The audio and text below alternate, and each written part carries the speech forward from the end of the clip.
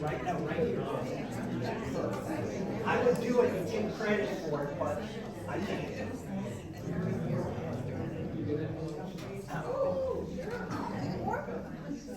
We have enough seats, or do we need? This is great. We achieved what we wanted to. This is standing room only. The mezzanine. Okay. Hi, everyone. Welcome to our photo session. It's something that we've been wanting to do for quite some time. This is brought to you by the Peninsula Technology Committee. Members, really quick, of our committee are John Steitman is our chairman, Joan Renner. She does all of the analytics for the hub and the forum. We have two new members, Pat McChrystal Smith and Jeff Piper, who do admin work on the hub. We have Jay Richmond, who is the point man for all things Verizon, among other things. We have Mike Palmer, who does everything. No, not true. Yeah, no. I'm Barry Stiefel, and I do or oversee the educational events. And I guess since we had a successful Zoom audio on this last meeting, I'll take credit for also doing audio visual. And last but not least, I pretend to know and have knowledge of Apple. But Victor Labozzetta, who is on our committee, is the real deal. He works for Apple, he does their production work, and Victor is going to lead the session today. Before I have Victor come up, a couple of housekeeping things. Mike and I will circulate around the room as Victor is showing settings, and we'll help those of you that maybe are having a little issue navigating on the phone to find the issues. Hopefully all of you brought your phones, because this is a phone session. For those of you that have Androids, how many Androids? Boy, Jay, it's a lot more than I thought. We had a bet. I said there'd be one, aside from Jay, so there are more. We're gonna try, a lot of what Victor's gonna go over is general in nature.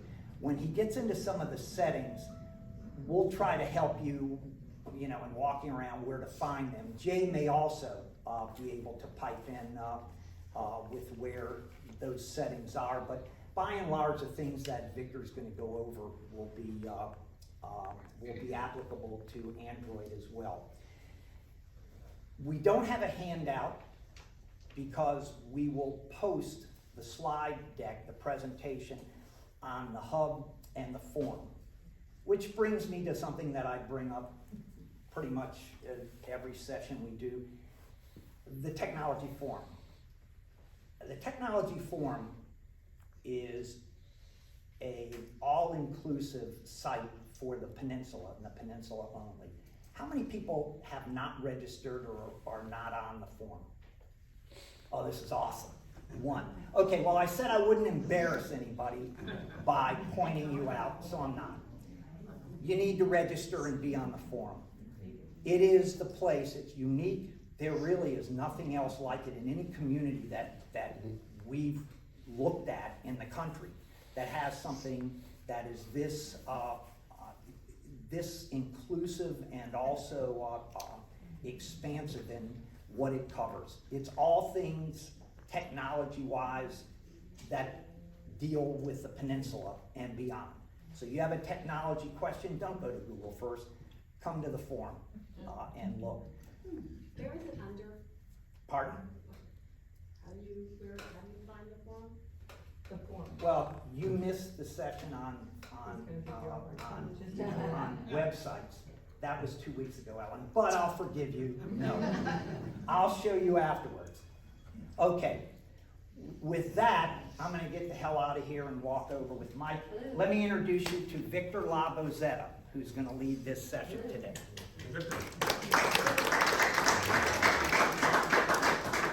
Well, when Barry said that he bet, I lost a bet with him. He said, "Oh, we're going to get a lot of people that are going to come to this." I said, "Who's going to want to come and see the Victor show? Nobody wants that, you know." So I was wrong. You all came to see the Victor show, about photography. Apparently, you all like to do photography. Let me just a quick show of hands. How many of you started with 35mm film? Okay. How many of you now have digital cameras? And of those digital cameras, how many are like SLR cameras, like high-end? Okay, good. So the reason why I asked that question is because one of the things you're going to learn, if you don't know me, what you're going to learn is I am horribly honest. Okay, I don't have a filter. I'm an engineer. Engineers have no filters. Okay, so when I happen to like photography. I'm not a professional photographer. I don't want you to think that I am, okay? But when digital photography first came out, I was a 35mm snob. And to a certain extent, I still am. I'll be honest with you. I used to develop my own film. I used to do all that kind of stuff, you know? Like what you're supposed to do.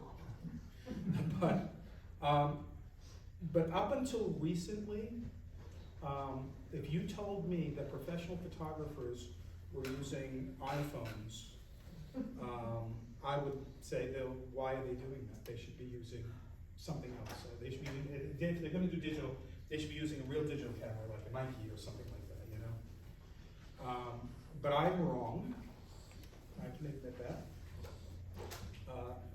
Digital photography on phones has come of age. And I promise you, for my Android friends here, you are my friends. All are welcome. I promise I will try not to make this an Apple commercial. Okay? It is hard to do because, you know, we do drink the Kool-Aid. It is something that we do. But, you know, when you look at, I want to show you a video. If you haven't seen it, this is a behind the scenes of shot on iPhone. We just recently, on the 11th? Yeah. The 11th, we had, October 11th. No, October 30th, I'm sorry. Something, getting old, okay? We did this event, which was called Scary Fast. And we shot, what people don't know is that we shot it on iPhone. Well, what a lot of people don't know is, any of you have like Apple TV Plus? You know how many of those shows are actually shot on iPhones? A lot. There are 47,000 videos online that are professional videos that were shot on iPhone. And people don't know that. They just don't know it. You now know it because I'm on the other side of the curtain, you know? But we usually we don't talk about that. If you have Fitness Plus, all of those videos are shot on iPhone. So, I just want to show you this. This is 2 minutes. Indulge me, okay? If you haven't seen it, I think you'll enjoy it. There's a couple of things I want to point out in there.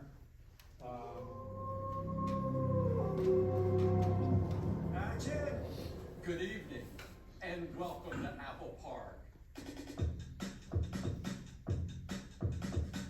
When I heard that we were going to be shooting this Apple event on iPhone, it was kind of course. Apple suggested that they were going to shoot the keynote on the iPhone 15 Pro. I thought it was the perfect place to showcase it. I agreed emphatically. All right, here we go, lock it up. This event being shot on a tiny little iPhone, USB-C out, powering 50 monitors, and it's going off without skipping a beat. One of the most exciting and interesting things to see is like how not different it's been on set. This whole piece was low light, and low light is a little bit more challenging, and we nailed that. We're able to get the same complex shots on such a small device, similar to how we would do any traditional camera. We're on cranes, dollies, drone shots. Drone's going up. We've really supercharged it all by having the ability to go to an external drive with USB-C and than Apple law. Basically gives you sort of carte blanche to define your own look in post-production. This new format has way more dynamic range, way more information, and gives you more options, more creative flexibility, and that's what we want. We tested this phone through its lensing, light levels, dynamic range, and really figuring out how far we could push this phone. I was incredibly impressed with the quality of the footage. The first second I saw it, I literally said, "This is the iPhone footage?" You can treat it like you could an Alexa or a Venice or anything like that. So from an editing capacity, it's been easy to work with. We're getting super clean, beautiful images. The results are here by the fact that we can shoot this embedded video on the iPhone 15 Pro.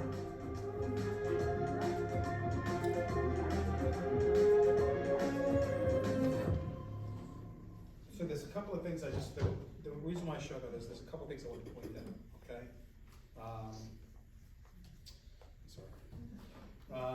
And that is this. Just because it's shot on iPhone doesn't mean there wasn't a ton of other stuff there, okay? When you do a professional video, there are literally thousands of pieces of equipment that are used. There's a couple of interesting points I wanted to point out. So when we shoot video with a Bogan, a big camera or a red camera or something like that, those cameras are heavy. Yeah, they're heavy. They just are. Any of you remember having a camcorder that you put on your shoulder? Multiply that by 10, that's how much they weigh, okay? So when you put the phone in, it's light. And what they wind up doing is putting the phone in a case and then putting weights inside of it so that way it wouldn't, the gyroscope would work and it would be able to be stable and everything. So they had to do all these workarounds to make the phone work just because it's so light and it's so small. So the point that I'm trying to make here with all of this, whether you're using an iPhone or you're using an Android phone or a PICS, whatever you're using, okay? A phone camera. The technology's come of age. It's here.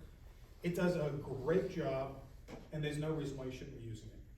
The challenge is, if you're used to this, okay, if you're used to this, and this are two very different animals and behave very, very differently.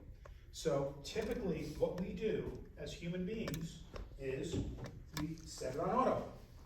Let the camera figure it out. And then what do? We go click, click, click, click, click, click, click, click, click, click, click, click, click, and we take 100 pictures that we will never look at again. And the reason why that happens is because all you're trying to do, you have to think about why you're doing it. All you're trying to do is memorialize a moment. Because you know someday, somewhere, somehow, somebody's going to open up a time capsule, they're going to look at that photo, and they're going to know everybody in that picture. Or not. So what we're going to do is we are going to be covering some basics. Now, those of you who are more familiar with cameras, this is going to be more of a, in a 35mm you do this, and an iPhone you do that, or a phone. Okay, I promise. I promise it won't be an Apple commercial. Okay, try not to. Can't promise anything. All right. So. First things first. There we go. Come on. And the other thing is my eyes aren't what they used to be. And that was the other event. Sorry. I'm doing multiple events. So. When you print off your phone, is it as clear as it would have been with your big Canon or Nike? If when you print. Yeah, you used to, you take it and you could download it at Costco, let's just say, you know what I mean? Will it print just as clear? Well, you're talking about the resolution, the Yeah. final result. Oh, yeah. Yeah. So, it's a good question. It's a really hard question. And I'll try to answer it as best as I It's how can. you shot it, right? It's how you shot it. It's how you saved it. Because now what you're talking about is you're going into compression ratios.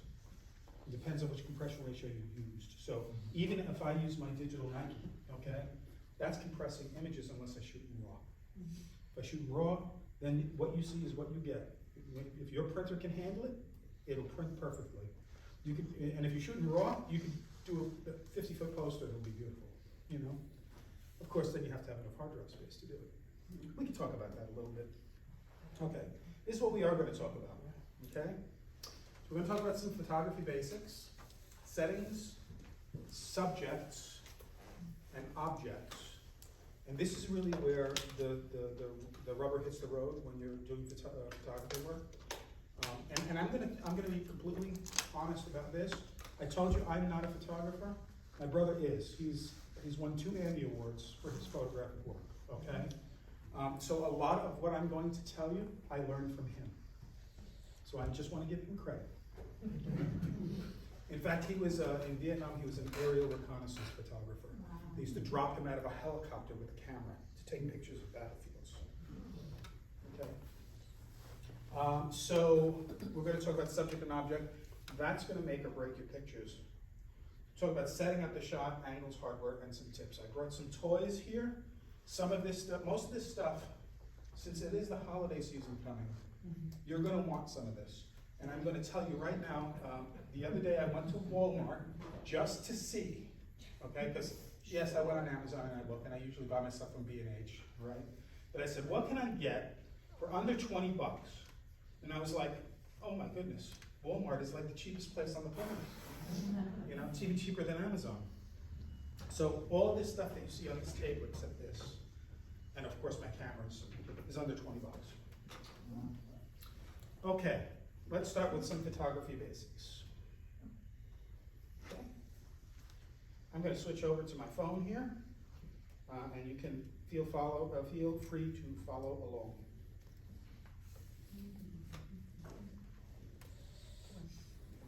Oh, that's not going to work, is it? I have to unshare.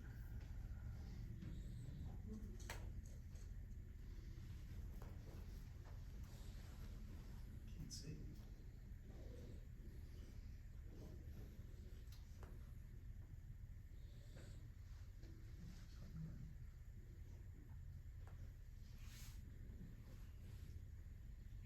Great. We just tested this too, Barry. Yeah, We just well, tested it that twice. is typical.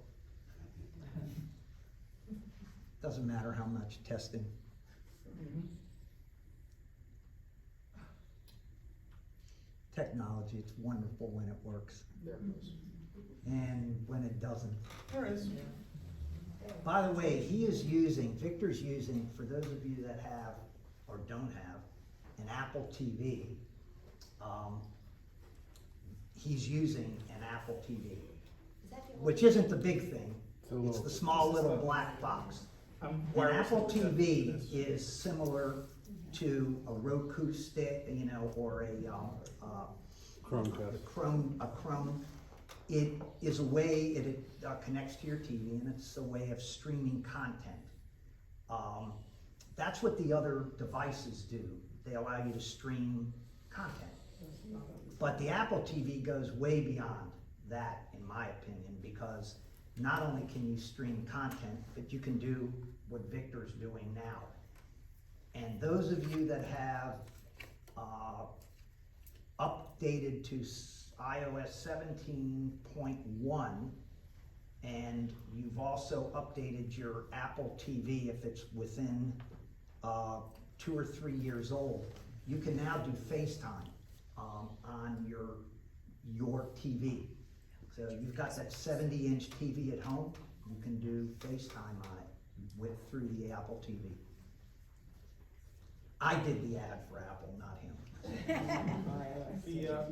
The 4 most dreaded words in my line of work are, "We'll fix it in post."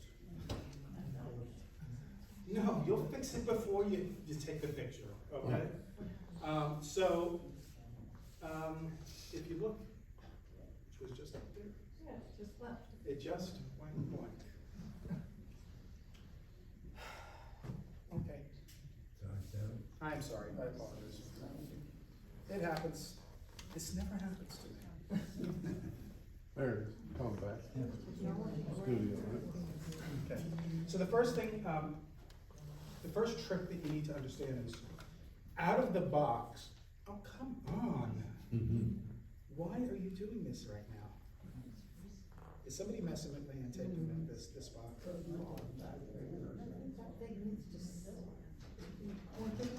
No, it doesn't matter.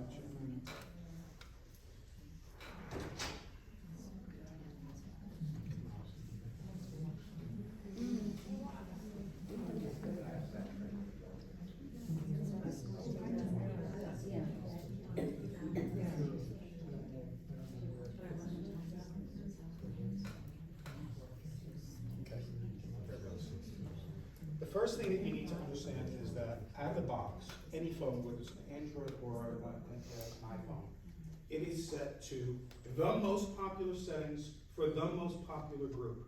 And that's not you. Okay? I'm gonna tell you right now. Because I don't know where they do these studies, because I have yet to meet one person that this is set for everyone, that works for everyone. It doesn't. Okay? So the first thing that I want you to do is, whether you're on an iPhone or an Android, go into your settings, okay? And forgive me because I'm not an expert on Android, but I know a little bit to be dangerous. And the first thing you want to do is you want to scroll all the way down, keep going past music, and you want to go to this one here that says camera. Once you go into the camera, let me explain to you a couple of things that you want to set up. So I know, like I said, holiday season's coming. What are you going to do? You're going to be taking hundreds of pictures. You just are. You're going to take pictures of a turkey. You're going to take pictures of trees. You're going to take pictures of the dog, or the cat, or the sink because you forgot that you just accidentally hit the button. You're going to take hundreds of pictures. How many people have pictures of their feet? Okay, we all do. And those of you who said no, you're lying. Okay?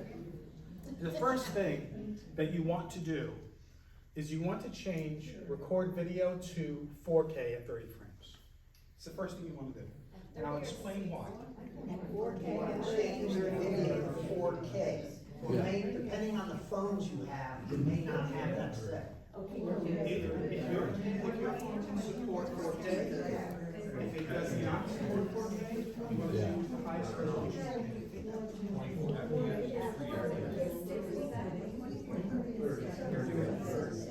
explain that in a second. Okay? Now, here's the reason why I want you to do that, okay? So, 4K. Is everybody there? Everybody cool? Everybody good? At 30, you want it at 30. At 30. I'm saying 30. Because you can change this. But I want the default to be 4K at 30. Now, here's the reason why.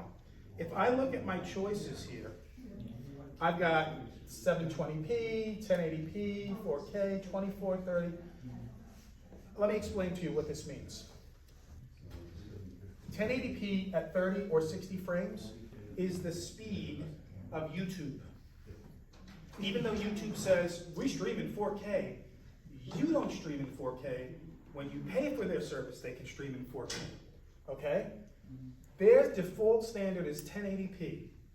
1080p, 4K, is literally 4 times the resolution of 1080p. Why is that important? Well, I know some of you are going to be recording yourself making cookies or something of that nature, right? It's okay. This is a safe place. You can sit, all right? You're going to be recording something that you're doing for the holidays. Or you're going to record people in front of a Christmas tree unwrapping presents, or a Hanukkah bush unwrapping presents, or whatever. Most importantly, you're going to be taking pictures of children. They may be your children, they may be grandchildren. And if your video is poor, then you can't upscale that. You can't make it better. You can only make it worse, okay? But if you shoot at 4K, you're already starting with 4 times the resolution, and that way if you have to downscale because somebody says, hey, could you send me that video that you shot of so-and-so's grandchild vomiting on the floor, At least when you throw it up on YouTube or wherever you're going to use Facebook or whatever you use. I don't care which you all use social media. We all do. Whatever you use, it will downscale down, but it will be clean and crisp. That's why you say, how come when you put your video up, it looks better than mine? That's why. Now, you say you've had a question. Are you recommending this only for video as opposed to still? Well, we're getting to still now. Yeah, I'm starting with This is video. just for video. Yeah, because the first time when you open it up, that's the first setting. Okay? But we will talk about photos, that's something else too. Victor, Yeah, did you say it'll downscale down on its own, or do I have to do something? no, you don't have to do anything, they will downscale it for you. They control the horizontal, they control the vertical. Now, the question before, somebody asked me and I put them off, was, why don't I choose 60 frames? Well, you can. But 60 frames means you're taking twice as many frames as 30 frames, right? It's basic math, done. 60 frames is more than 30, right? We shoot 60 frames because of things that have a lot of motion or action. You ever notice that when you shoot like a dog running after a ball with your camera, it kind of blurs out as they, you see that, the blurry trails? That's because you're shooting at probably 30 frames, or maybe you're even shooting at 24 frames. That is specifically there because that is the speed of cinema. If you go to a movie theater, their projector projects at 24 frames a second, which is why films look warmer in the movie theater than they do when you see it as a video.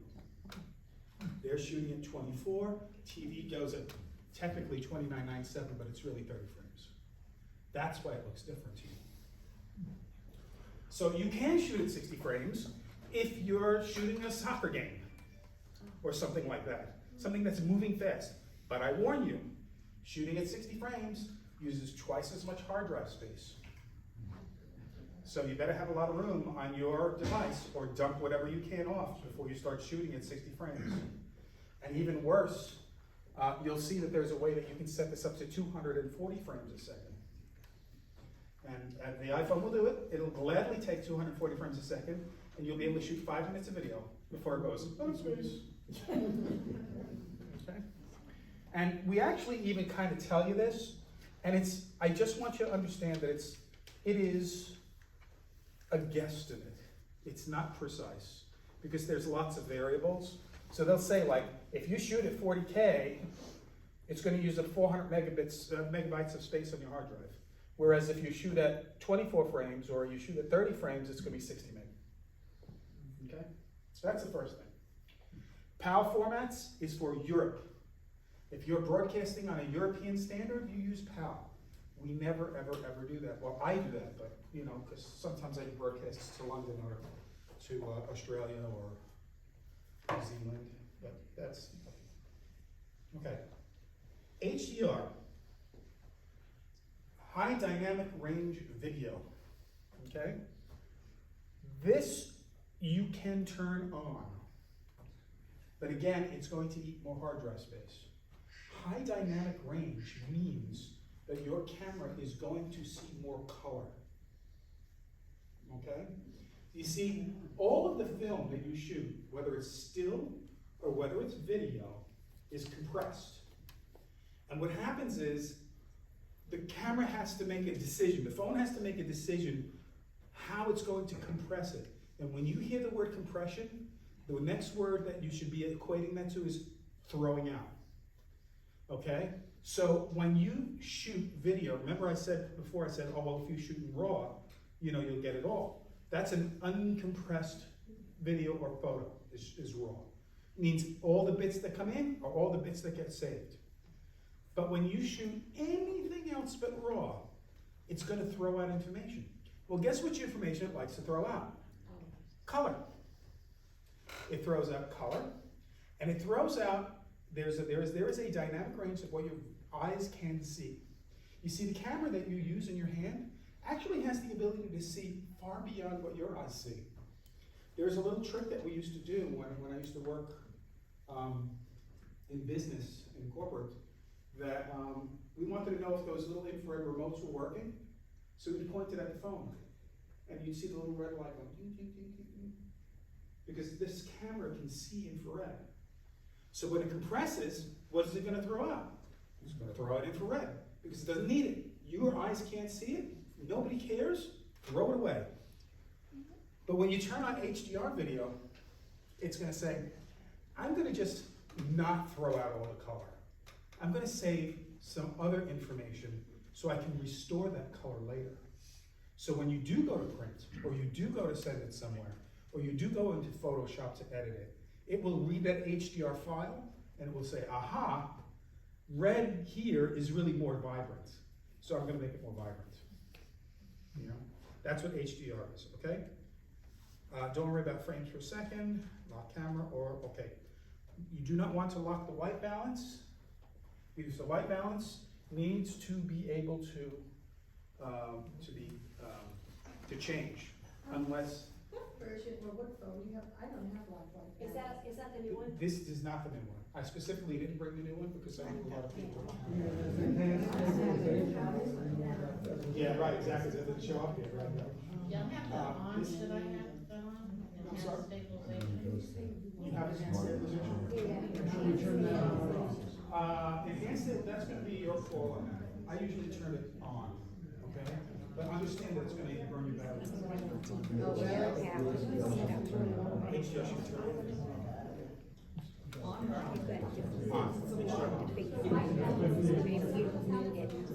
Okay, so let me explain to you. I am now running on this, the latest operating system.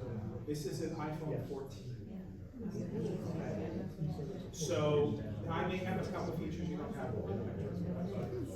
Is the white balance on or off? I leave the lock. So what is white balance? Well, that was the reason why I brought this up, okay? So whether you're shooting,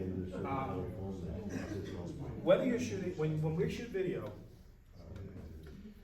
one of the first things that we have to do besides something called gen lock is we have to do something called, we have to find the white balance. And this is how you do it. It's stupid simple. You take a piece of paper, specifically, you go to Staples, you get the super white paper, you put it in a frame, you hold it up to the camera, and you just let it lock itself on that. And then once you get that white balance, that's when you flip that switch on, if you were doing professional work, okay? Because then it locks the white balance, and then that means all the colors are going to match because it matches against white. Why does it balance against white? What is white? Absence color. All colors. All colors. In digital photography, it's all colors makes white. Absence of color makes black. Yeah, listen, if you're a photographer that's used to film, everything is going to be backwards in digital. Okay.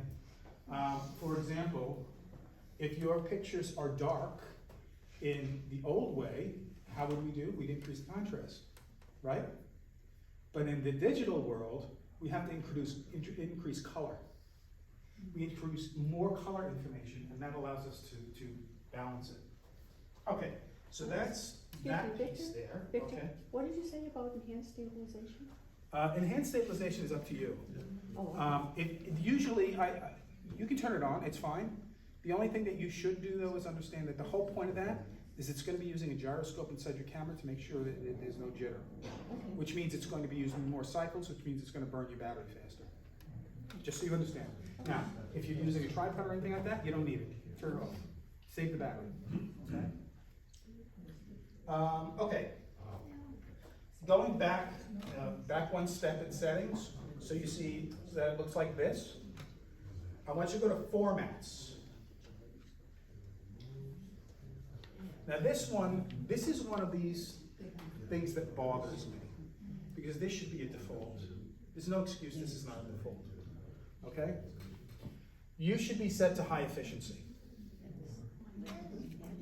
And the reason why is this.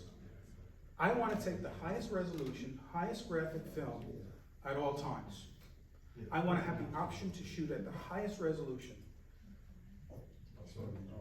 If I set it to most compatible, what do you think it's going to do? It's going to set it to the most common resolution, meaning it's going to dumb it down. It's going to throw out a lot of information. It's going to, because it knows that you want to say to the lowest common denominator.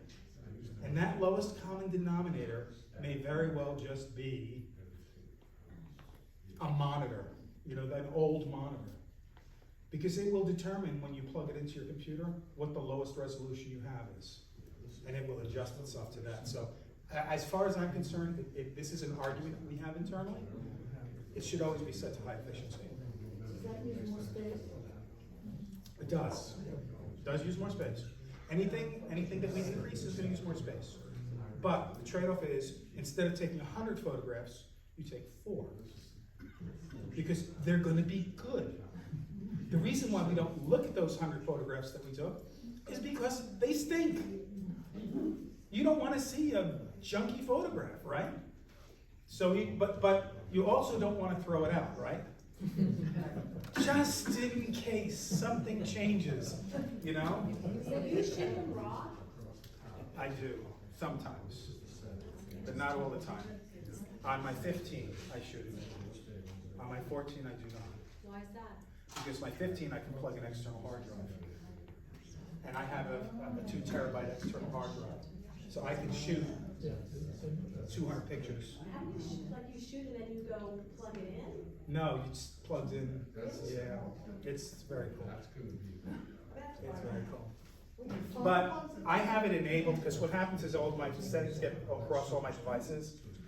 Apple Pro Raw. If you've got a lot of space on your phone, and or here's the thing, you can leave it turned on, but you can just not enable it when you go to shoot. When you actually go to shoot pictures, you don't have to enable it. Okay? Pro Raw is going to create these incredible images that you can manipulate any way that you want. In fact, if you were the kind of person that wanted to do a deep fake photograph, you'd shoot raw. Anybody know what deep fake is? Anybody not know? You know what deep fake is, right? You ever see where they take somebody's face and they, as they're talking, they turn it into Arnold Schwarzenegger talking? That's deep fake. AI has gotten very sophisticated. There's an app for that, yeah, right. So Pro Raw is what you shoot it to get that kind of stuff. But if you were, say, for example, wanting to take a portrait of your daughter, and it's a portrait, and she's sitting in a chair, you shoot it in RAW. How do you, when you're in the photography, if it's on here, Well, when that switch is on, it'll show up at the top. Victor, I'll get to that. I'll show you. Victor, explain again for them what RAW is with respect to resolution and the importance of resolution and pixels. So your camera, it's interesting. This has a very tiny aperture compared to a regular camera, right?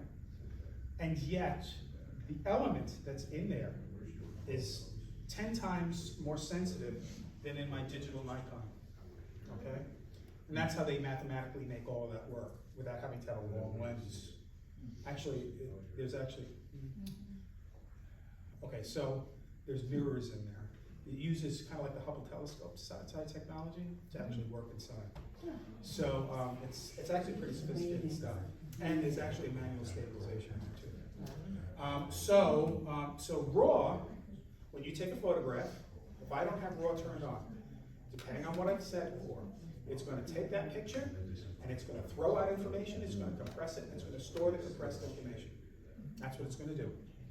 Which means that as I get the picture bigger and bigger and bigger, so let's say I decide I want to take my photograph, my portrait that I took, and I want to make it that big.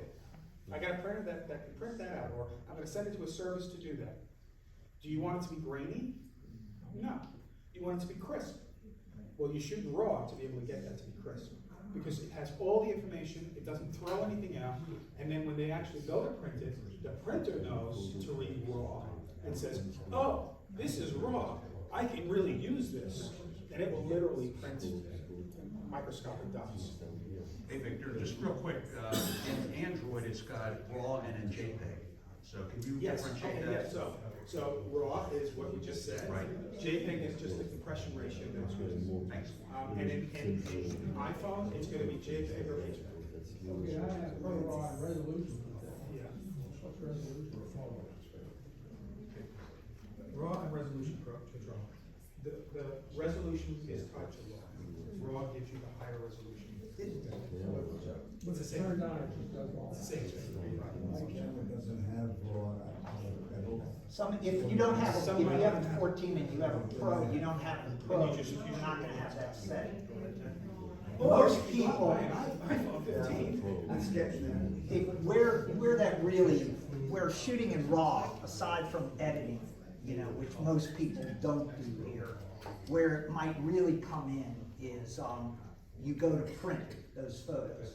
And the larger the print you choose, the better the resolution essentially is. You want your picture to have a higher resolution, more pixels, the larger it goes. But if you were gonna print, you're only gonna print in 3x5 or 4x6, it isn't as important.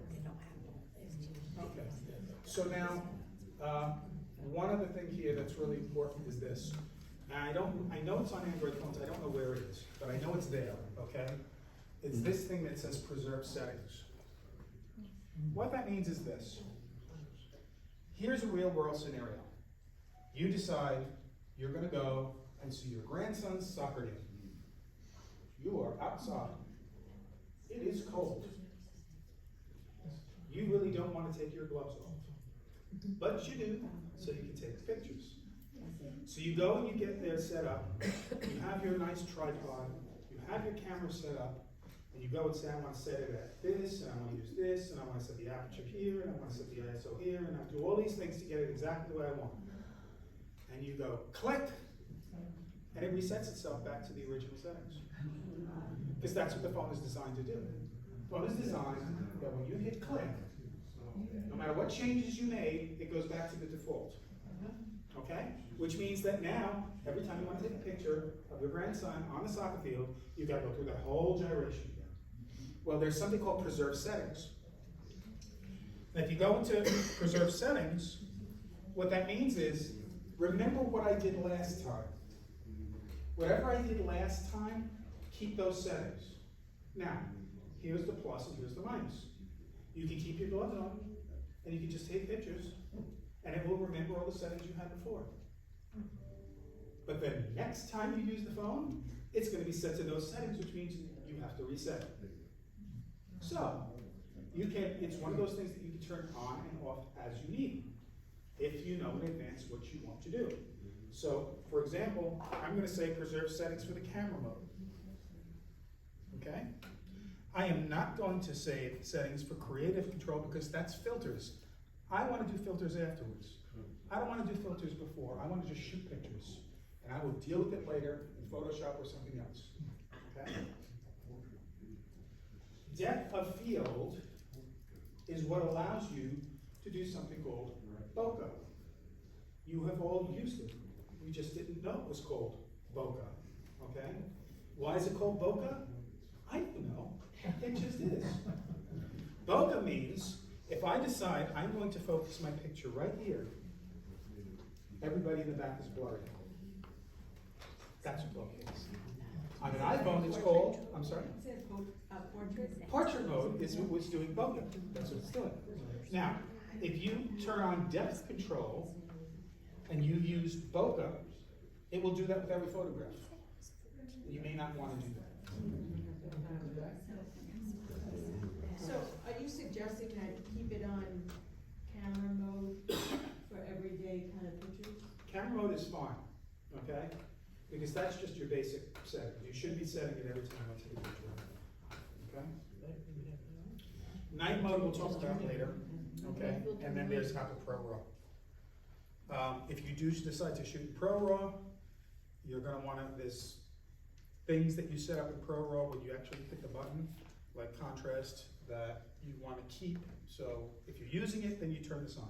If you're not using Pro RAW, leave it off. Why? Because the more things you turn on, the more cycles it uses, the more battery it consumes. This is why I get a phone call at least once a week from somebody that says, yeah, I took this photography course from so-and-so using my phone, and now my battery is dead all the time. Why is that? Did they tell you to turn things off? No. Did they tell you to turn everything on? Yes. That's why. Okay. And anyway, I leave live photo on just because I like it. Okay? Alrighty, so that's basically the settings. There's lots and lots more that you can do. I'm not gonna get into all of it because it's just too much. So it's easier if I just kind of show you how to do stuff, okay? Can I ask a question? Yes. In what we did before, the formats, you said put it on high efficiency.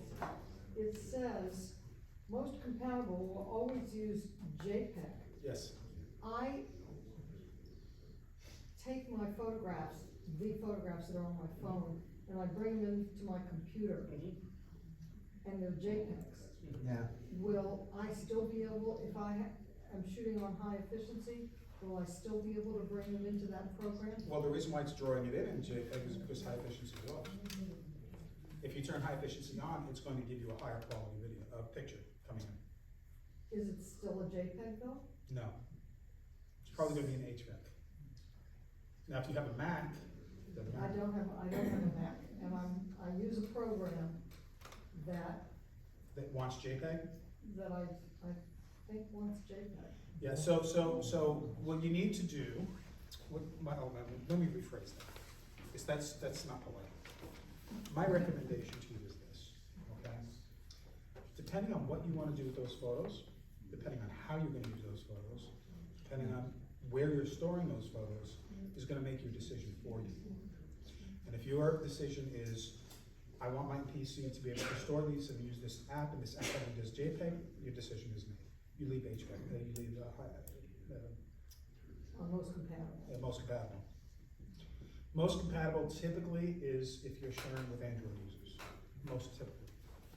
Or you're sharing with Facebook, or you're sharing with Instagram, or you fill in the title. I guess what I have to do is take some pictures in high efficiency and see if And see that if it comes in. program will see Perfect. them. Just remember to turn it off if it doesn't work. Right. Okay? I do not want that angry post on the Peninsula Tech Committee saying, this guy bit there. Oh, and by the way, if you're gonna post a really angry post, my name is Tim Cook. So yeah, so that was, so did I answer your question? Yes, you did. Okay, Thank you. okay.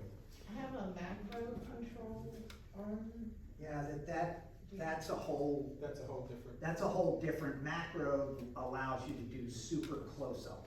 And I- See me after, I'll explain it to you afterwards. Not everybody's gonna have that control. If you have it, see me afterwards and I'll explain that. So, the built-in app that's on your phone is pretty darn powerful, whether it's an Android or whether it's an iPhone. I'm gonna actually go into the Cam app right now, and I will try to not make people malicious. Why is it not rotating? Why is it not rotating? Well, we're gonna do vertical shots, okay?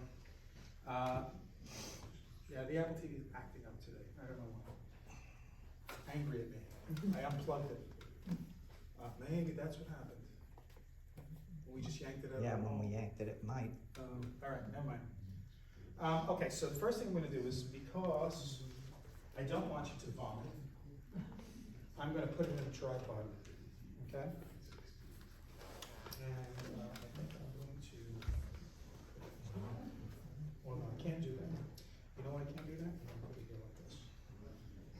Because this phone will go to sleep in 3 minutes and then we'll lose everything, okay? First thing that I wanna point out is, do you notice that there's little boxes around everyone's face? Do you know what that is? And that's not the grid yet, we're getting there, you're close. That's not the ring. The little boxes on their faces.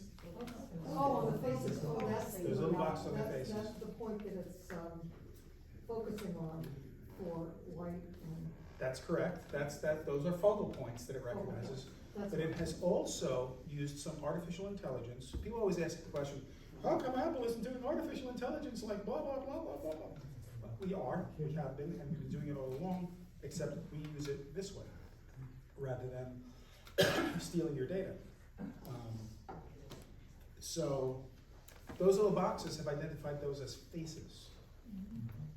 So when it actually goes into the Photos app, the Photos app is gonna match those little faces, those little boxes, to what it thinks the face is. And if it recognizes it, it's gonna say, oh, that's Barry. Oh, that's so-and-so. And if it doesn't recognize it, it's gonna say, who's that person? So that's the first thing. The second thing is, you see the crosshatch right there, the tic-tac-toe box? That grid is for the rule of thirds. Do you know what the rule of thirds is? Can you say it again? I couldn't quite hear it back. The rule of thirds. The rule of thirds. Rule of thirds. Rule of thirds. It's a composition thing. The rule of thirds is basically this. And I wish I could do this horizontal. You know, I'm gonna do this here. I have to go Have through this the after. grid turned on? You should have the grid turned on all times. Always have the grid on. All right. Oh, that's in your settings. It should, that should be In on by the default. settings is where you would turn the grid on. Yeah, it's usually on by default. Yeah, you should. Okay. You should turn it on. Yeah, I like that. So, where the lines intersect is where your subject should be. So for example, right now, I'm just shooting a straight shot right against, I don't know your names, I apologize, I'm sorry. David and Elizabeth. David and Elizabeth, okay? It's okay, I'll forget in about 10 seconds. Me too. David and Elizabeth, I'm shooting a picture.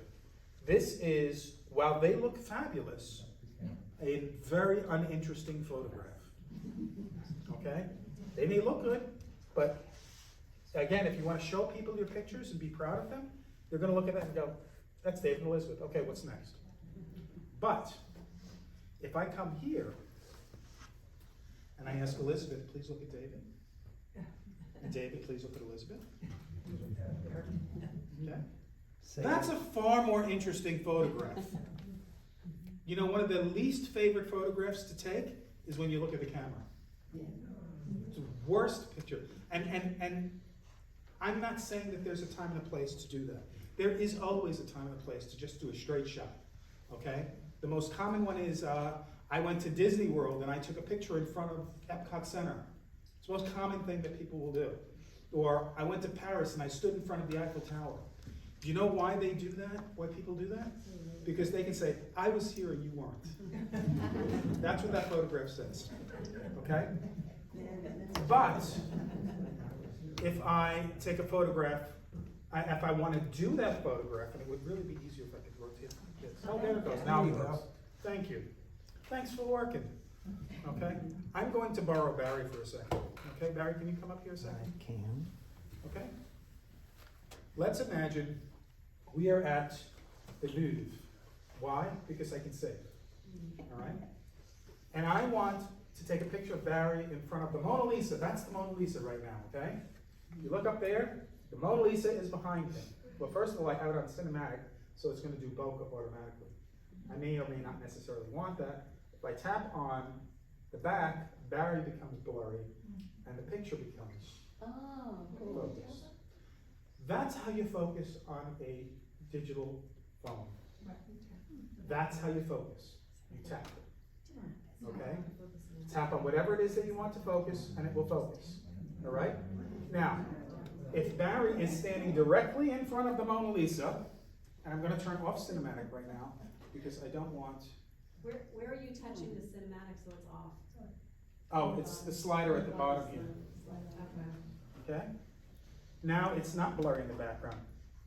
What people will do is they will stand in front of the Mona Lisa, and it's not a bad photograph. It's really not.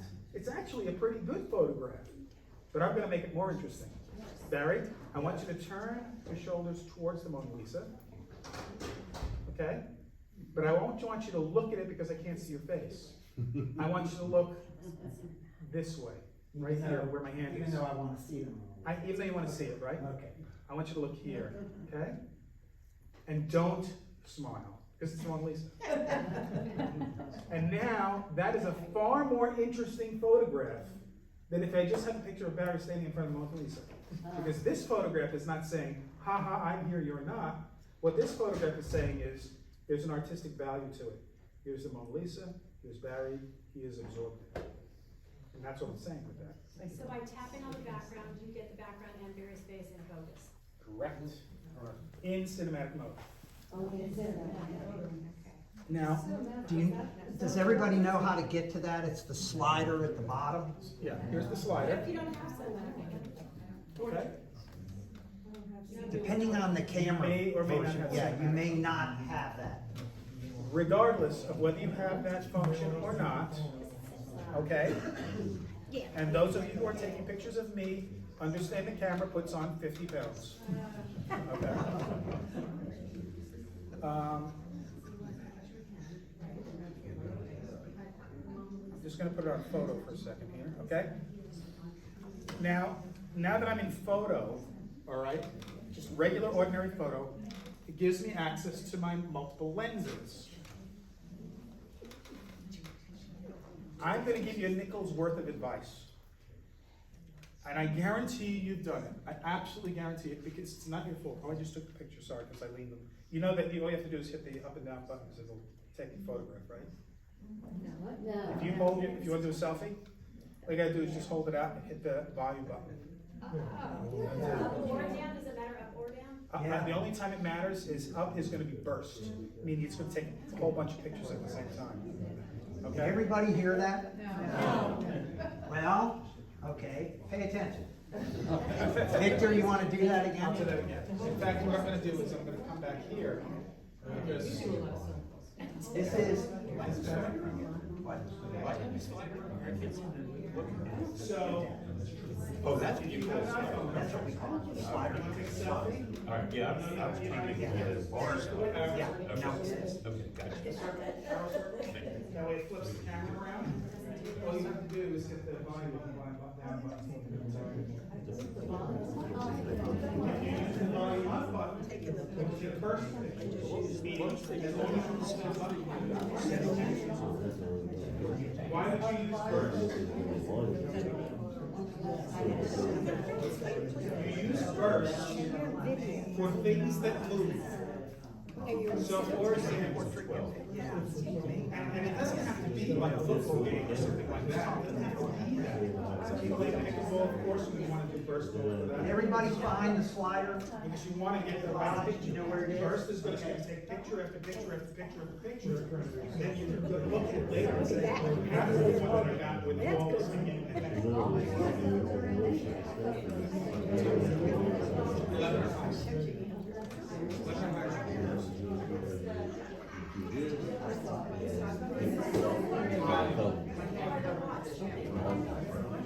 Yeah, it's doing it right now. See, well, that's burst. Burst is a picture. Okay. Technically. Okay, so why else would you use burst mode? Well, here's an example for you, okay?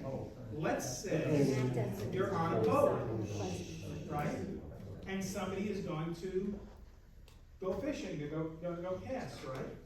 Well, are you going to get the exact moment when the line is curled and it's in the air or anything like that? No. Or maybe you go whale watching and you see the whale is just starting to come up. You can just hold the button, it'll go into burst mode, and then you can get the exact moment when you see the whale coming up and the water squirting out of the top. You say, that's the photograph I want to keep. And then when you actually review it, you can say, that's my photograph, keep that. Won't HDR take HDR is for resolution, high resolution, and then burst mode catches a whole bunch of pictures. So yes, so you got to just. How do you do burst? Hold the button. Just hold the button. And then one other little trick is, if you hold the button, If you hold the button, it takes multiple. and you slide, it switches it to video. Or now I'm shooting video.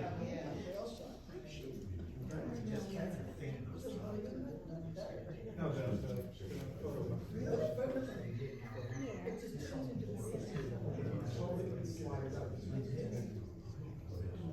So you can keep your camera set as camera mode.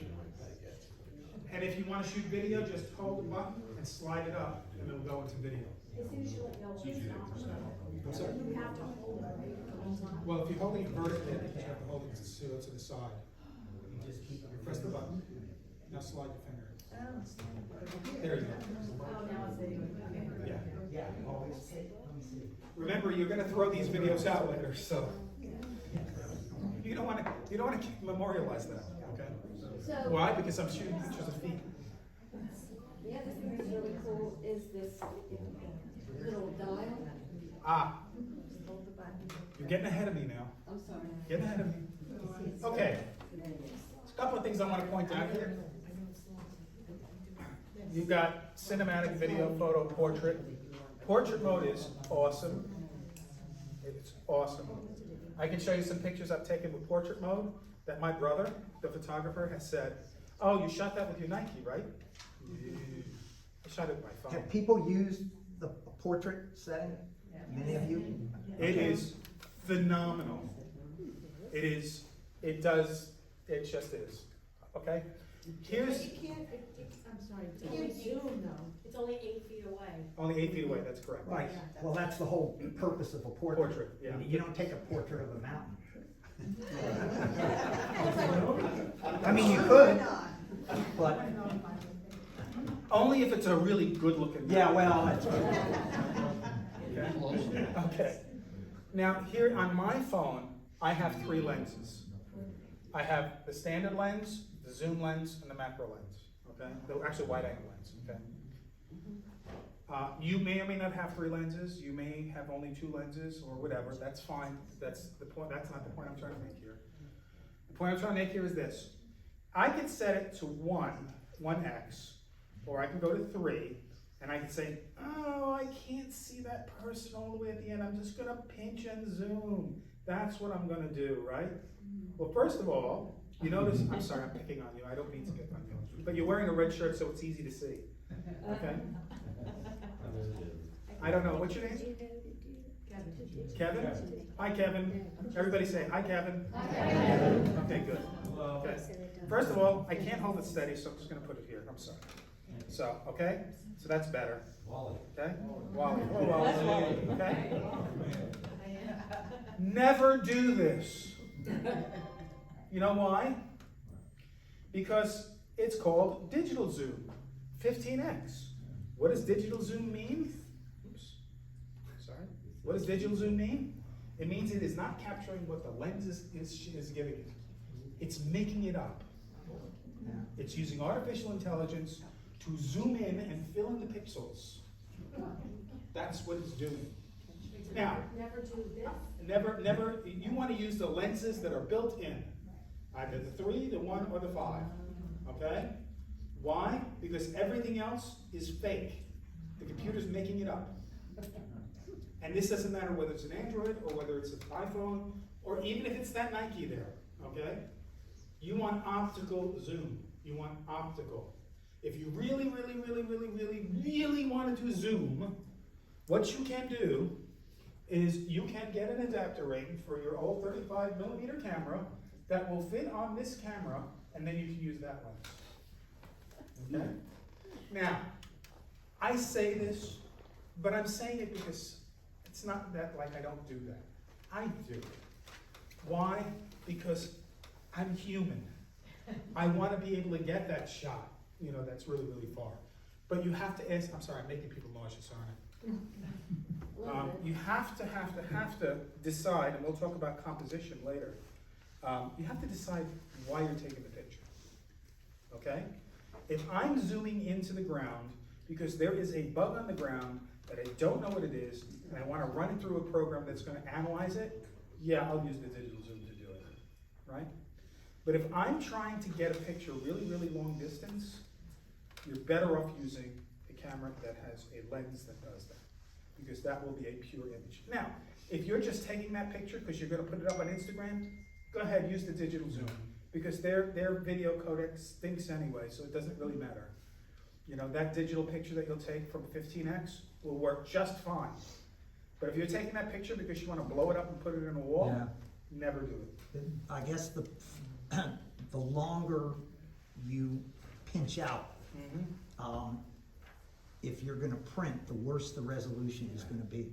Right. The best resolution is gonna be what the lens gives you.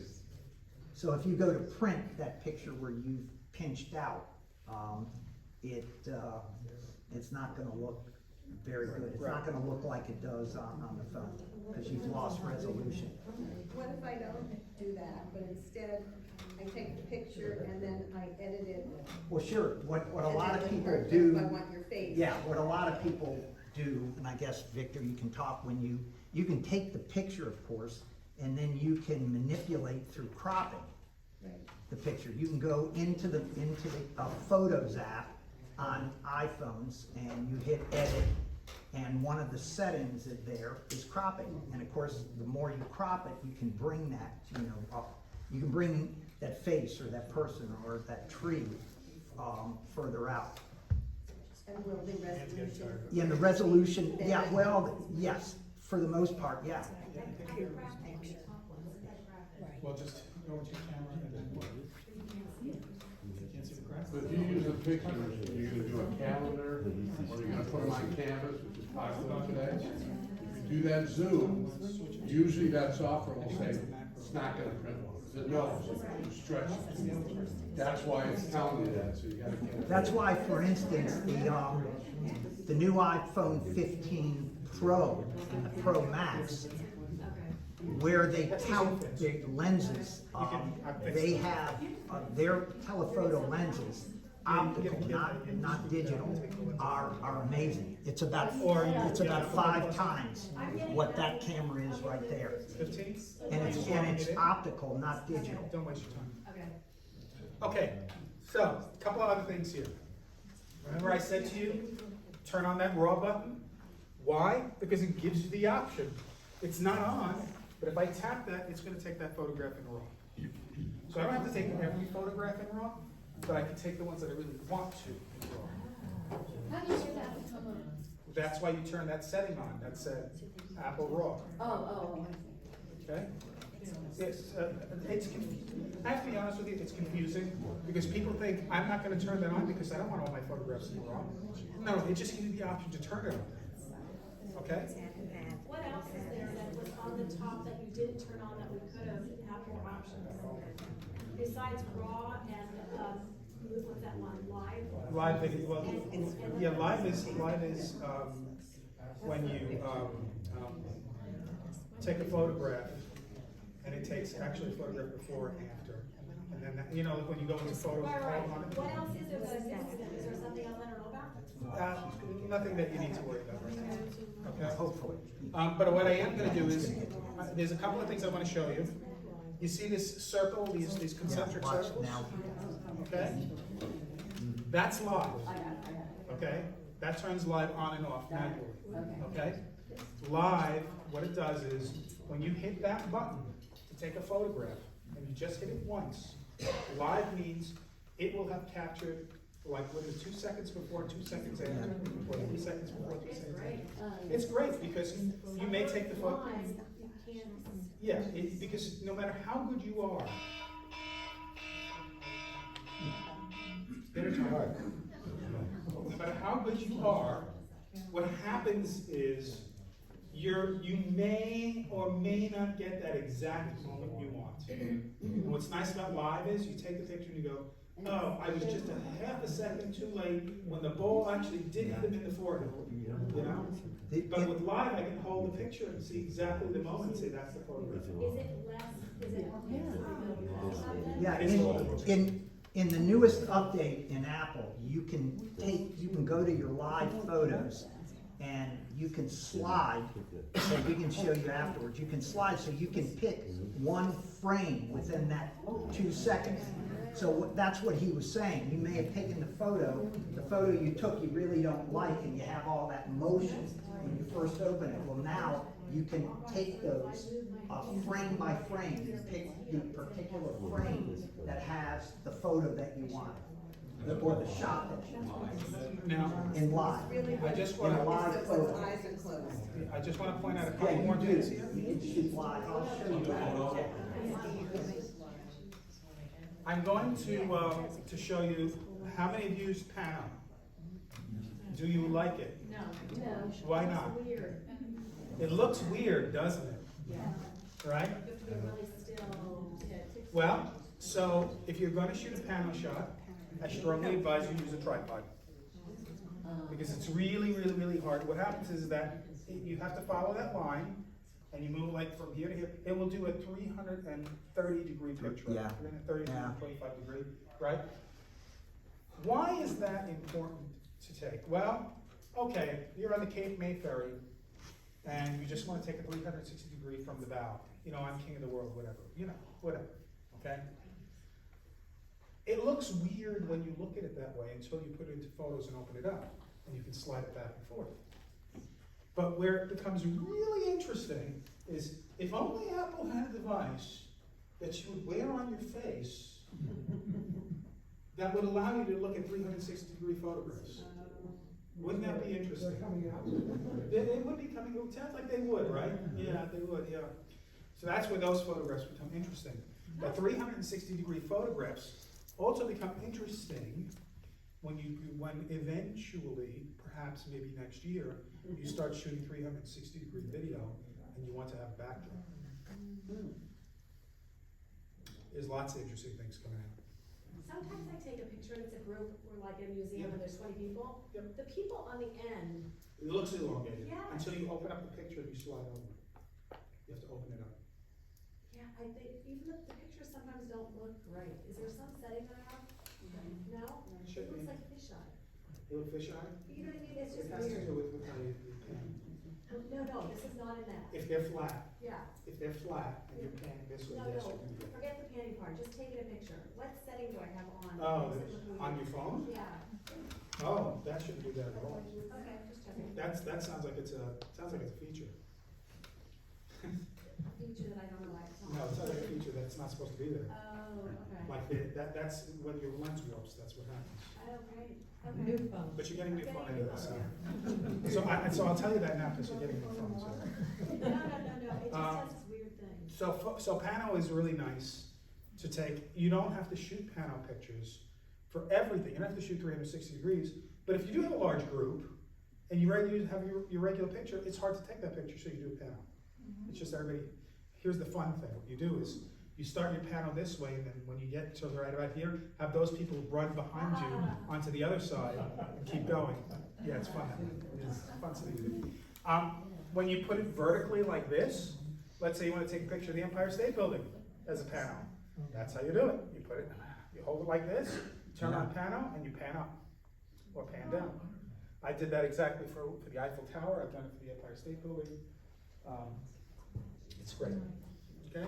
Now, let's go back here. I'm gonna go back. I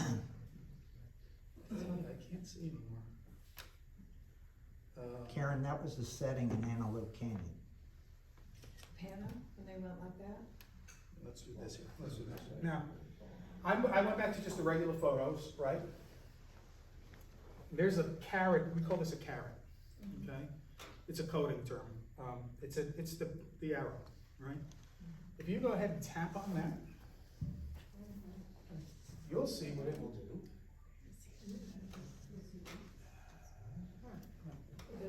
You see that right there? It broke this up over here. And what this is going to do is it's going to allow you to turn on and off your flash, for example, right?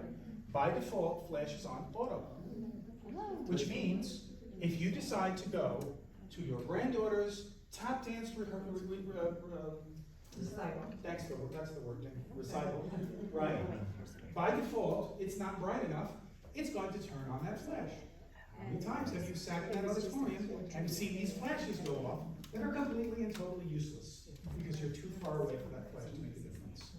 Okay? No, what you want to do is you want to turn that flash off.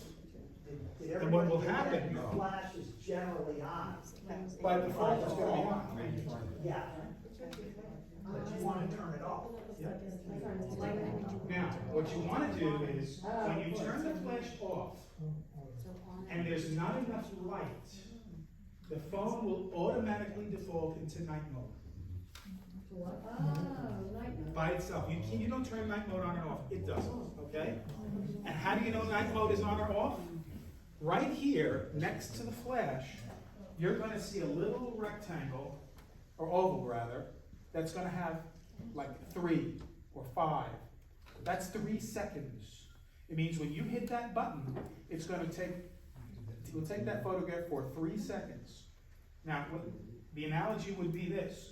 If I was using my 35mm camera, and I wanted to take a picture of the stars, what would I do? Leave it open longer. I leave it open longer. Yeah. That's what it's doing. Now, it kind of stinks when you have somebody tap dancing across a stage because it's leaving the lens open for 3 seconds. But it doesn't actually blur out. You know why? Because the artificial intelligence inside the phone says, I'm going to look at all these photographs and I'm going to put them together like this. And that's why it doesn't blur out. So you can hold, so basically, in photography, with standard cameras, you'd know that if you went to a longer aperture, you'd have to hold that camera steady, maybe on a tripod, or it would blur.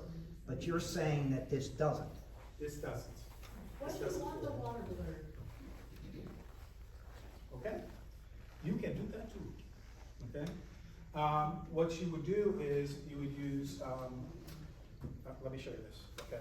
While you're doing that, I was gonna the tap on setting the that he screen. just talked about on cameras is you will get incredible nighttime results by doing that. Amazing nighttime results. The moon, that awesome harvest moon you could have done it with, right? Yeah, you take the, where you would kind of think, okay, I'm gonna take that sunset, or I'm gonna take the stars, Actually, that's and a that good point. flash comes in. That's a good You don't see that, it lights up the sky, as if it was day.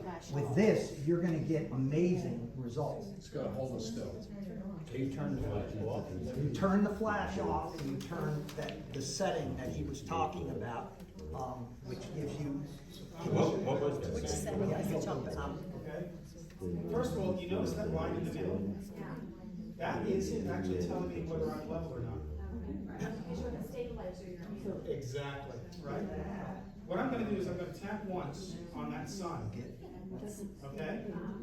You notice when I tapped on it, I actually got like a little sun next to it. If I tap and hold, I can actually raise and lower the aperture. Are you seeing this? See what I'm doing? All I did was, I tapped once to focus on what I wanted to focus on. Watch. And then I just tap and slide up or down. Now, you see here, it says AEAF lock. Does anybody know what that means? Autofocus, Yeah, there. auto exposure. There, now you got it. This is now set to a specific exposure. If I bring this in here, you notice how everybody's dark? Because it didn't automatically adjust because I'm in now manual mode. If I want to adjust it now, I have to actually tap and slide up or slide down. Does everybody see that? This is a big setting. You know how you had that, when you had that, when you had that little green, dot that was floating around in your text? Oh, yeah, I think get rid of those. But this little dot right No, here? can you see it? It's what, it's the reflection. Is it right there? Yeah, if you look in the reflection, you can get. So that's something that you can't get rid of. You know why?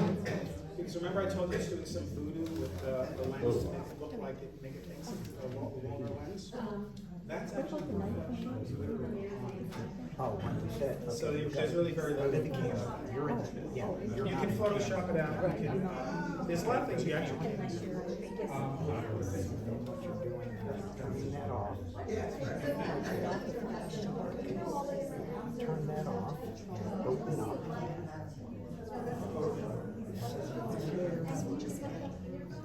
I don't do it. Oh, there. Turn it off. Now the settings. So that's me. I mean, I'm not This is necessarily what looking you for want to do. This is for the night. This is, yeah, that is auto, live, no, that was, it is. Okay, so. Well, that's kind of, I just showed you what I'm doing. This is, oh, that's your exposure.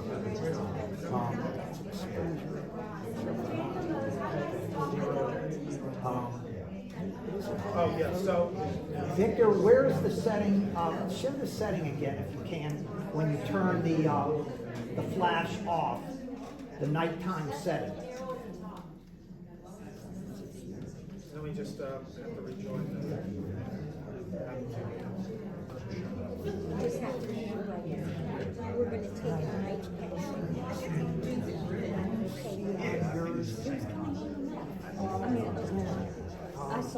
didn't see it, so I don't know where it's. Okay. Yeah, okay, watch. All right. So, Turning the flash off. oh yeah. So, when you turn the flash off, you see it's this arrow over here? This is your Yes. flash, okay? It's now set to auto. Now this room is bright enough so the flash won't go off. But if you're in any kind of lower lighting situation, the flash will automatically kick on. There are times when you want that flash to kick on, okay?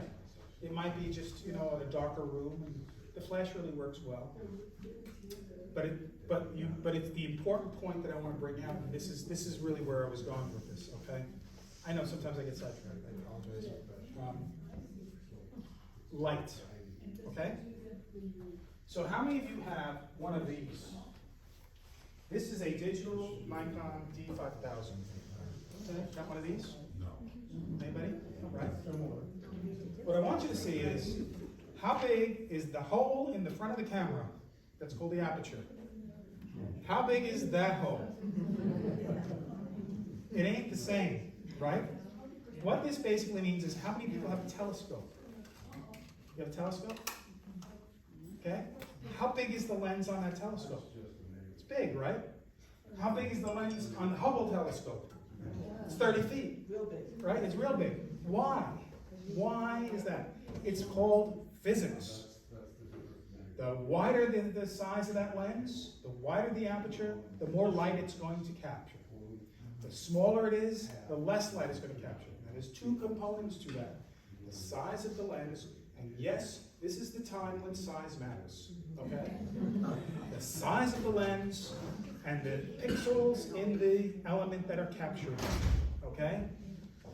The more pixels that you have in that element, the smaller you can make that aperture, because it's compensating on the part that actually picks up the light and turns it into your So picture. you need to shoot in RAW then? Yes, RAW is taking every one of those pixels, okay? Now, this is the important point. In film photography, we could get away with really not a whole lot of light, because film photography was using literally silver on an atomic level. So you could get really sharp pictures in really low light as long as you just had enough. A candlelight, okay, would work. Digital photography, whether it is this camera or this camera, does not behave the same way.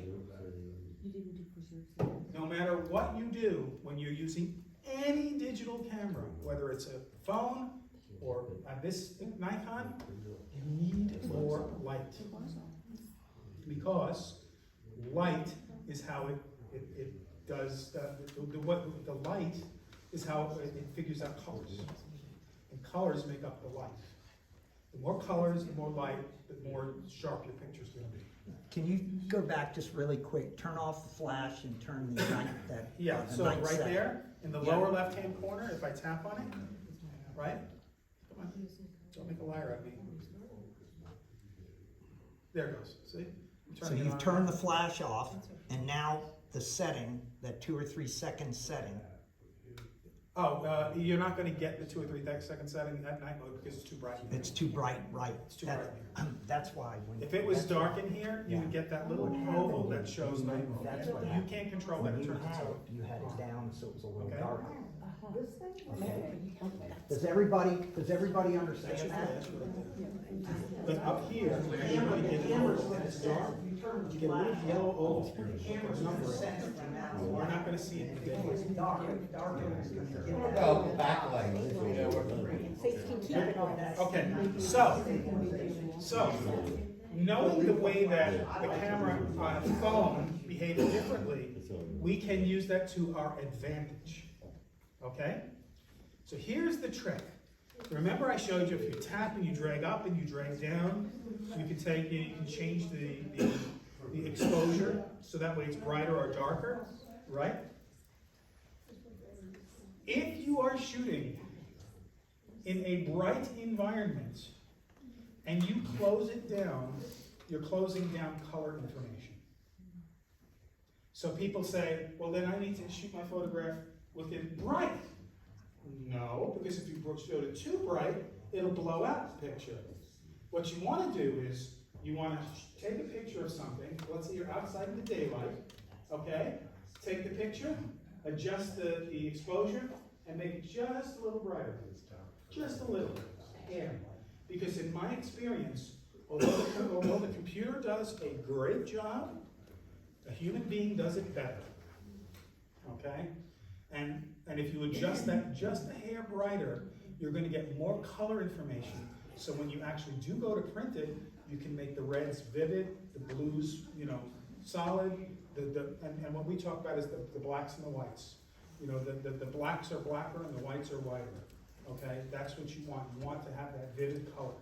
Okay. You're saying if you're going to expose it a little bit too much? You can. Well, you don't want to overexpose it. You have to use your. You know, you'll learn by practicing. Just a hair, a little bit more. Give it a little bit more light. A little bit more light makes it happy. Okay. And what's the difference if I use the arrow to turn on or off the flash, or just go to here and turn it off? Either way. Either way. Whatever makes you happy. Now, why do I say that the light is important? This happens to be a little handheld. It could be a handheld one, or it could be a tripod. Has a light on it, and people say to me, "Oh, that's great. You know, if you're gonna shoot and it's a little bit dark, you turn on the light." I say no. If you're in full sunlight, you turn on the light. Yeah. And they go, "What?" Okay. Now we have to talk about frequencies of color.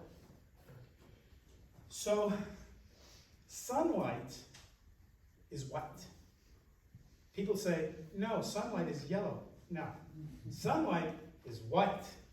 As it diffracts through the sky, it shifts yellow because of the particles that are in the air. Just like when you see a red sunset, that's particles in the air creating that red sunset.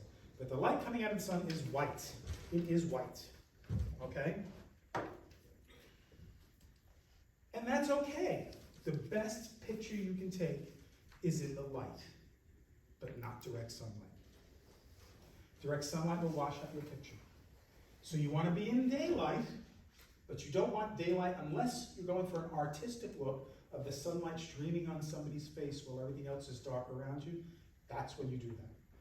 But in most cases, that's not what you want, because you want to see the hamster cage behind the person or whatever. Okay, so you try to avoid direct sunlight, but natural light is the best. Now, why do I say that's important, that it shifts yellow? It shifts yellow, and your eyes perceive it as shifting yellow, because what happens is it reflects off of your skin and gives you what we call skin tone. Doesn't matter. I'm going to say something controversial, and I actually got kicked out of South Carolina for this. Okay? I'm going to say it though, okay? Because you know why? We're all friends here, and you don't hate me yet. I can't wait to hear it. Yeah. Everybody is the same color. Every person, everywhere, is the same color, according to the computer. Because all the computer is measuring is the amount of melatonin in your skin. That is the color that you reflected from the sunlight. And if you have more, you have dark skin. If you have less, you have light skin. Period. And when we color correct, when we go into the computer to color correct, there's a single line on the color correction. You ever seen Color Wheel, right? And that single line is that exact thing. The amount of melatonin, that's melatonin. I'm thinking melatonin, you know, what you take to go to sleep, you know? Right? That exact thing is what that is. I said that in South Carolina, and I swear to God, I had to run out of the state. I thought they were going to shoot me. And it's funny too, because it's like, some people were like, yeah, and other people were like, go get the gun. So why is that important? Well, you see those fluorescent lights above you? They are horrific in reflecting that frequency. They are so horrific that what it automatically does is it shifts your skin color to blue. And what happens when you see somebody have blue skin color? What do you think? They're sick. They're dead.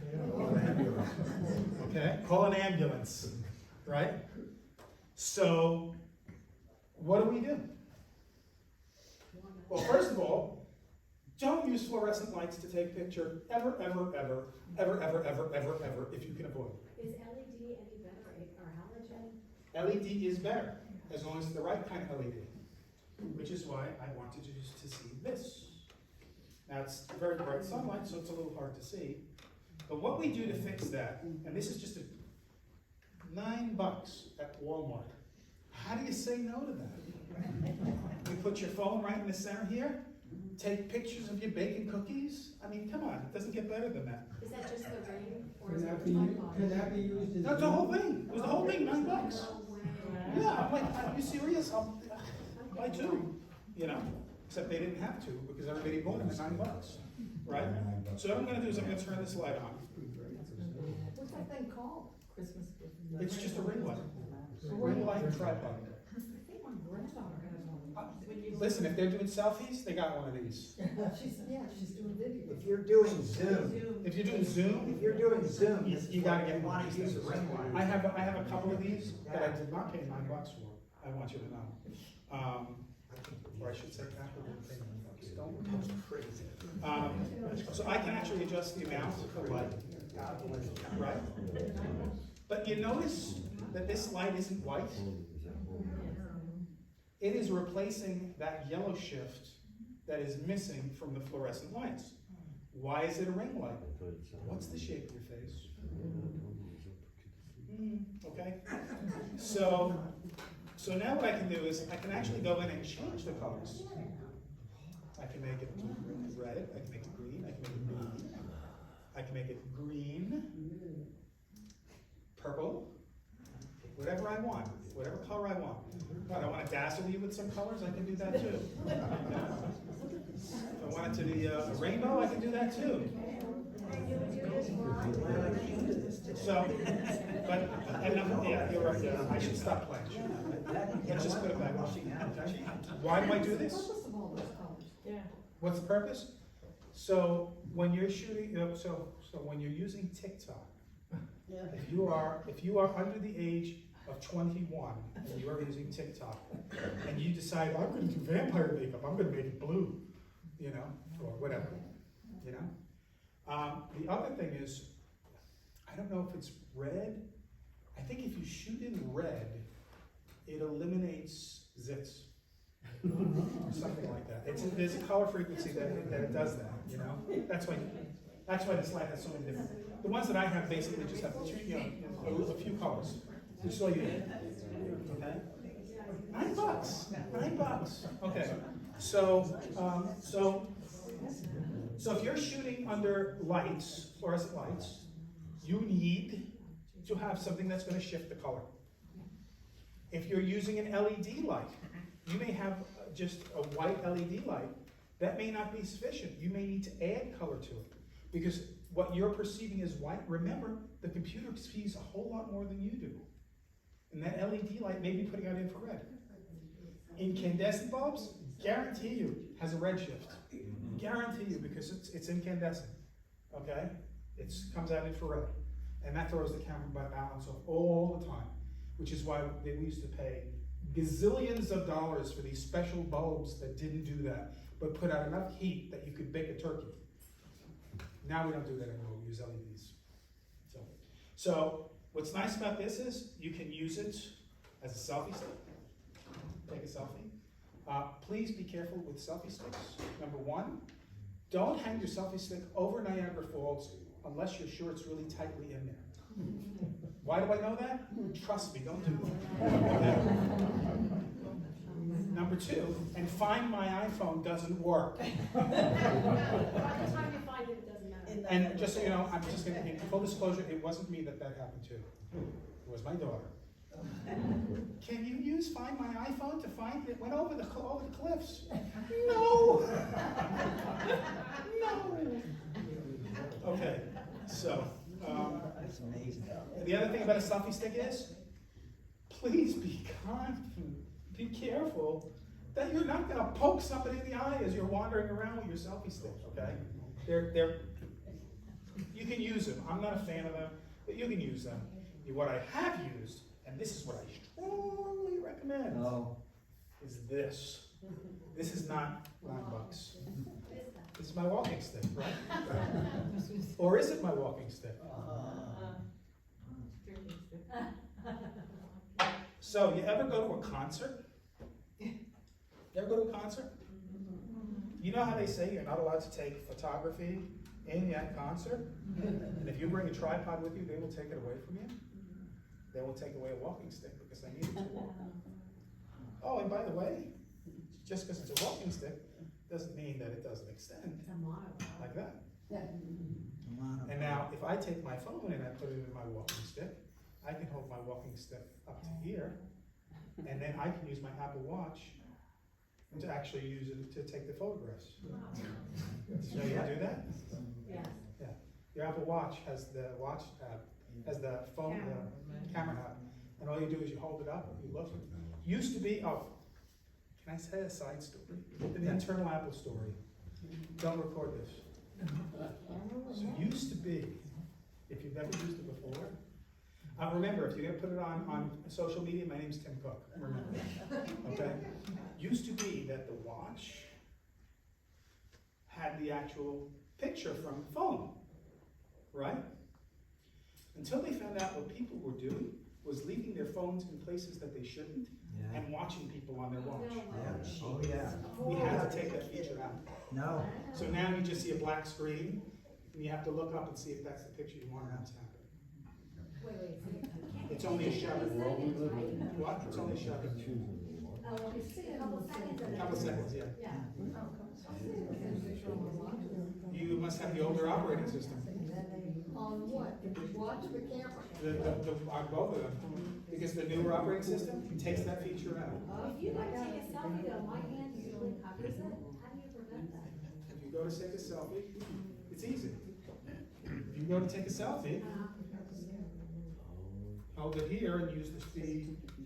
Your right hand, left, your other hand. Either hand, you can use it either way. Just you're using this as the shutter, right? Right. And the camera isn't here, so you can go ahead and cover it. The lens, a camera. The camera's up at the top. Right. Yeah, because I tend to hold it this way and want to shoot, but I can't because it'll cover. Yeah, use your other hand, or flip it over. It doesn't matter, upside down, right side up. By the way, if you have an Apple Watch, the new Series 9 or the Ultra, you now can take photos. You can do a number of things by simply that. Oh yeah, you just do that. You can do that. I can answer a phone. But you could take photos by just that. But this is a really good Nobody thing. but Barry does that. Just so you know, this is not $9. This happens to this is from B&H. I got it from B&H. It was $69. And it's a monopod, right? It's a monopod. And who makes that one? This one happens to be made by some company called Photo. How does the phone attach to that? Like this. Do they come with that mount? No, this little mount right here, that's a $10 mount. Ow. Don't do that. Never do that. Never shut me up. Just like that. So now what I would do is I would go ahead and open it up, go all the way up like this. Don't be that grandparent sitting in your child's recital or your grandchild's recital with an iPad, holding it like this, so that everyone behind you can only see the iPad. Use one of these and go all the way up so you bother people further back.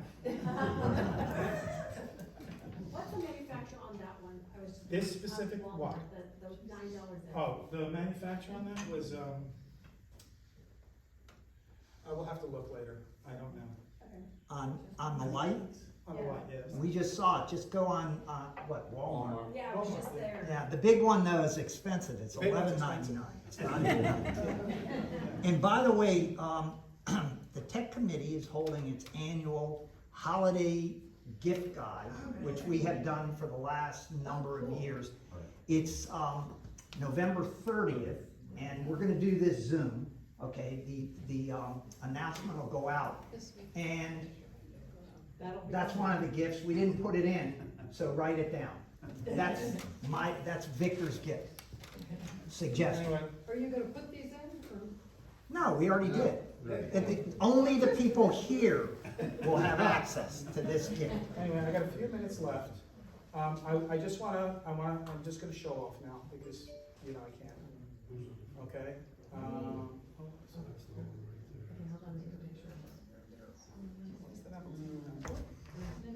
Barry, what time's that Zoom gonna be? What time, what? It's the Zoom, the holiday gift card Zoom. What did we, Pat, you know, was it 7? Who said that? So, these are all Oh, the person who photographs. just said 7, by the way, I have to stop, I'm sorry. We are graced today by having our chairman emeritus. She took a concept that I had for a tech club and had the vision to turn it into a committee, and that's Susan Deeds.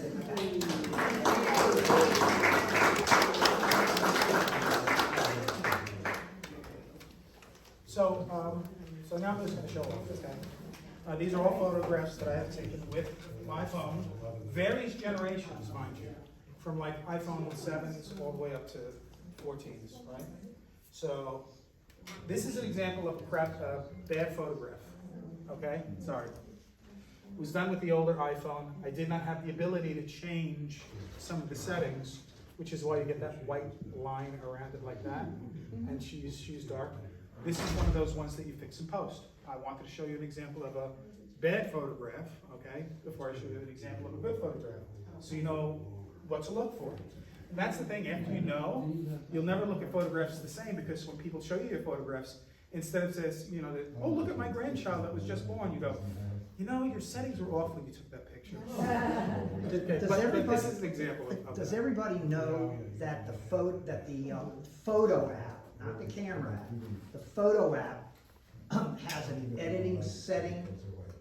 Does everybody know that? Yeah. You know, so you pick a photo, you hit edit, and it gives you a myriad of choices of things to do with that photo, from very simple changes in just appearance to really some sophisticated changes in color, brightness, and contrast. Okay. All right. I didn't take that photograph. That's me. Okay? But the reason why I wanted to show you this photograph is it's done by a professional photographer as a portrait. And here's the good, this is actually a very good photograph, even though that was shot in 1999, okay? Here's why.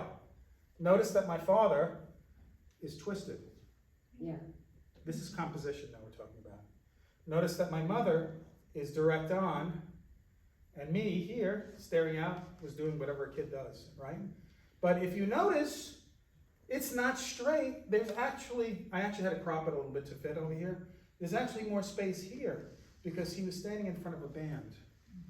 And now, all of a sudden, it goes from a picture of 3 people standing in front of a camera to 3 people who are at a club with a band, and it starts to tell a story.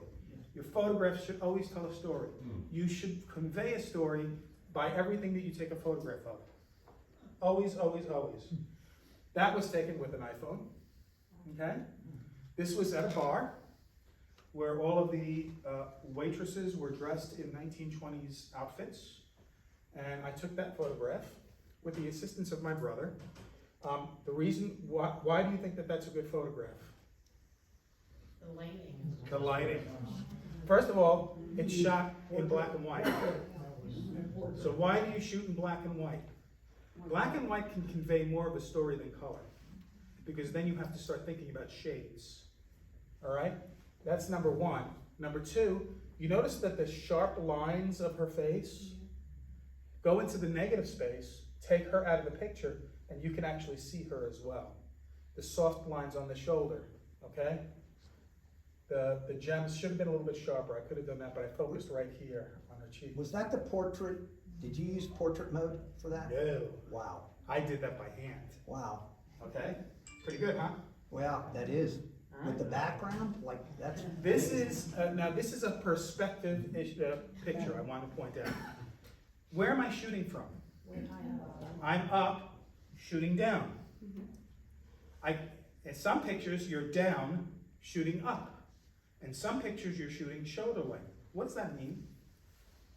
What does that mean? That has a meaning to it when you look at a photograph subconsciously. Perspective. Point of view. Point of view. Point of view. Now, this is a dog, right? I am immediately conveying that I am in a superior position to the dog.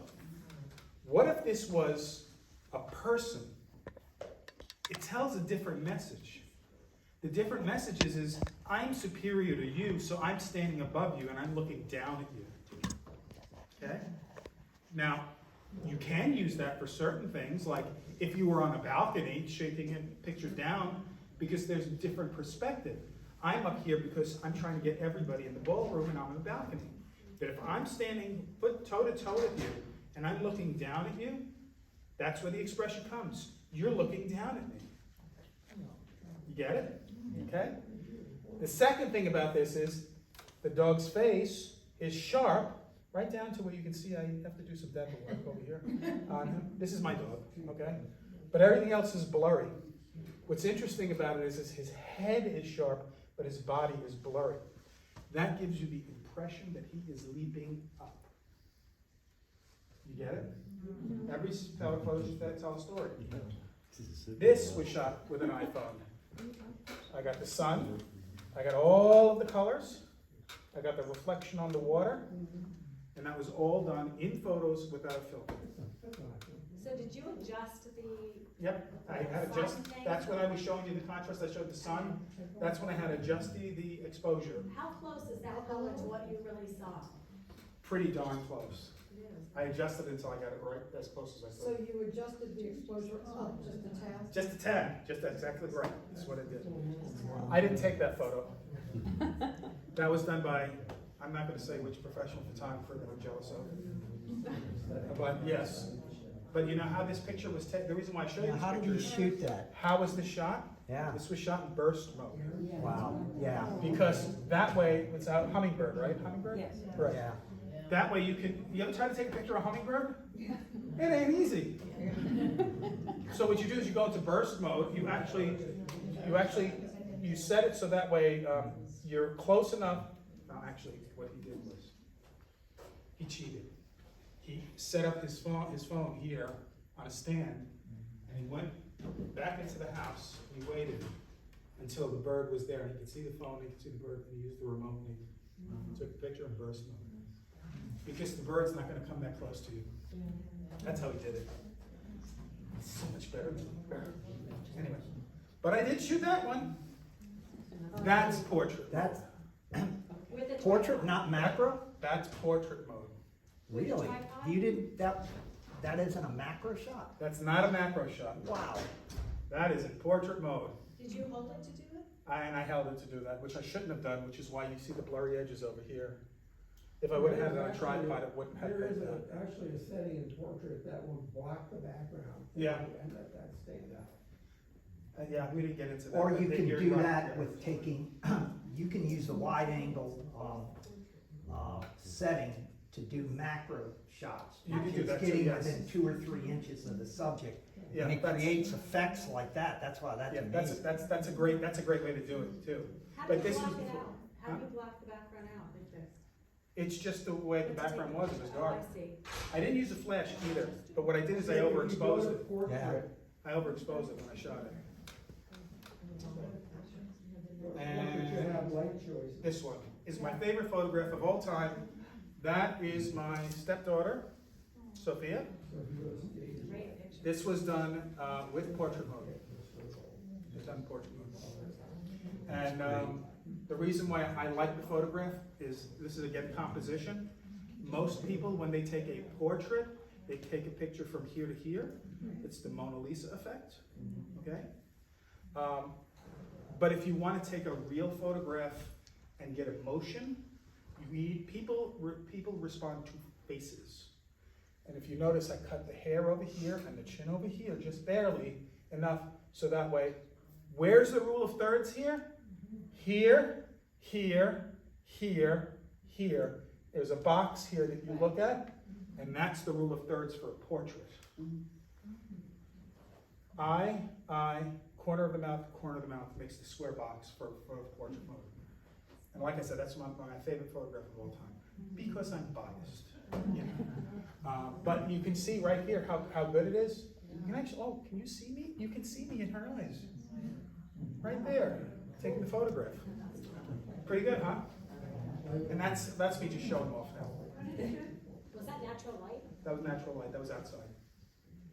But if you notice, it's not direct sunlight. And you blurred the back. Yeah. I did that in photos. Oh, later on. I did later. I edited that.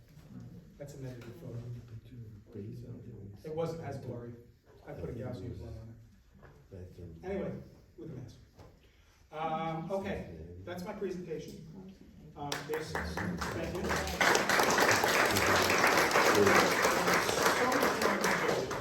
But you know, I don't want your brain to turn to oatmeal, so. Where would we go, if we don't have you, where would we go to get this kind of stuff? So there's a lot of online stuff that you can pay for. I find it to be okay. Really, the best way to learn this stuff is just by experimenting. We don't know where to look though. We don't have something to tell you, oh, that's Yeah, Wait, there's, excuse me, Victor, some people are leaving, but I just want to say, we're going to, on the forum, another plug for the forum, we're going to create a category for this session today. So, if you have questions, which I'd be surprised that you didn't, or you think about those questions, go on to the forum. We'll create that category. You'll see it, and I'm volunteering you, Victor, and Victor will answer your questions directly. let me ask you a question. Just off the top of my head, I'm thinking, the way that I learned photography is walking around with my brother. That's how I learned. We would walk, and he would just like say, stop, see that? Take that picture right there. And then he would point out all of these things to me, how to do it, you know? That's how I learned. What if we did a walking tour? Well, you know, you just had an idea that we could combine the our committee, the technology committee, with the nature committee. And do a nature walk where Victor, volunteering him again, would come down to be with us. So that's an awesome idea. Yeah, we'll do that. Not too cold. We'll do it in the spring, you know? When things are budding, so you can get some really good photographs, you know? But yeah, so that's the story. Thank you. Thank you. Thank you.